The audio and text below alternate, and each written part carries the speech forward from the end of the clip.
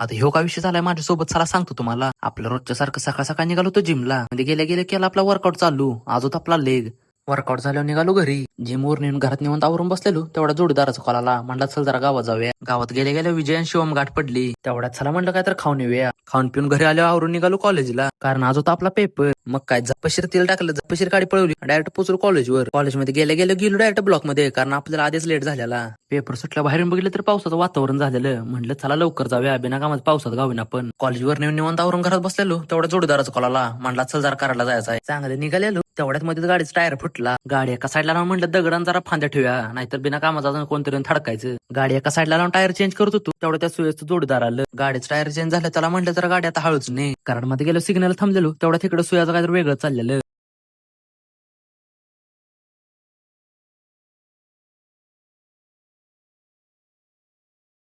भाऊन फुल आवाज सोडून और प्लस करायला बघितला, पण काय झालाच नाही. तिथनं आम्ही आलो डायरेक्ट मार्केटला. मार्केटला येण्यामागचं कारण म्हणजे सुयसने भाजीपाला आणलेला, तो आपल्याला द्यायचा होता. इथं टेम्पो मोकळा करायला टाइम लागणार होता, त्यामुळे म्हणलं चला काहीतरी खाऊन येऊया. आणि तिथे गेल्यावर माझ्यावर स्कॅमच झाला. काकाने सगळ्यांच्या क्लासमध्ये चेरी टाकल्या, पण माझ्या क्लासमध्ये टाकलीच नाही.